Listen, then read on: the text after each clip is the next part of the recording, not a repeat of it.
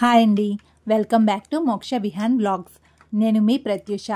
ఇవాళ మీకు నేను ఒంటికి చలవ చేసే సగ్గుబియ్యం పాయసం బెల్లంతో ఎలా చేయాలో ఇవాళ మీకు నేను చూపించబోతున్నాను.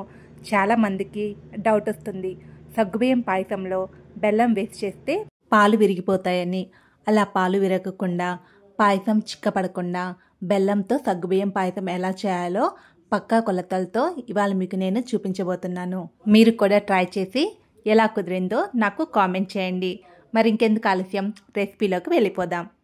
ముందుగా ఈ సగ్గుబియ్యం పాయసం ప్రిపేర్ చేసుకోవడానికి ఇక్కడ నేను ఈ కప్పుతో 1 కప్పు సగ్గుబియ్యాన్ని తీసుకున్నాను. వాటిని శుభ్రంగా వాష్ చేసుకొని వాటర్ పోసుకొని ఒక అరగంట బాగా నాననివ్వండి. అరగంట తర్వాత సగ్గుబియ్యం ఇలా ఉబ్బిపోయి పట్టుకుంటే ఇలా మెత్తగా అయ్యేటట్లు నాననిచ్చి పక్కన పెట్టుకోండి.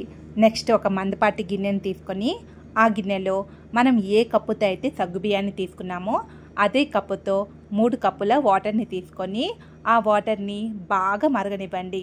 ఇలా వాటర్ బాగా మరుగుతున్న టైంలోనే ముందుగా నానబెట్టుకున్న సగ్గుబియ్యాన్ని వేసుకొని 10 నిమిషాలు బాగా ఉడకనివ్వండి. 10 నిమిషాలు అయితే సరిపోతుంది, ఎందుకంటే మనం ముందుగానే సగ్గుబియ్యాన్ని నానబెట్టుకున్నాం కాబట్టి 10 నిమిషాలు అయితే సరిపోతుంది.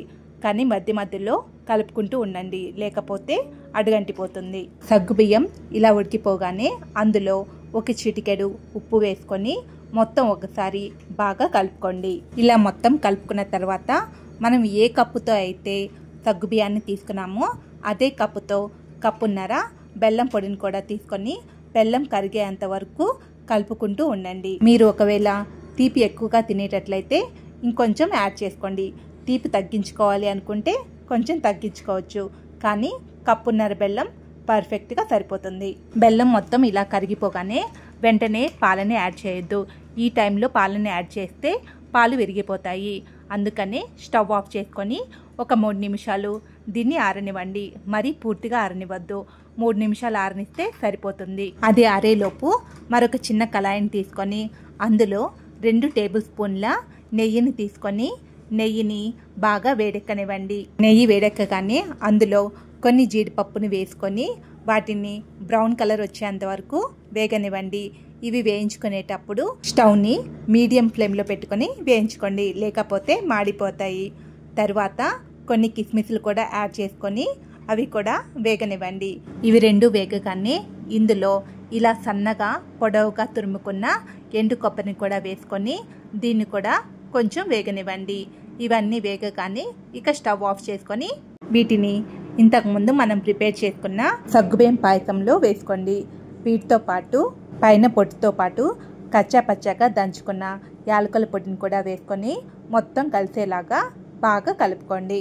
నెక్స్ట్ ఇందులోనే మనం ఏ కప్పుతో అయితే సగ్గుబియ్యాన్ని వాటర్ని తీసుకుంటున్నామో అదే కప్పుతో 4 కప్పుల పాలని కొంచెం కొంచెం యాడ్ చేసుకుంటూ కలుపుకోండి.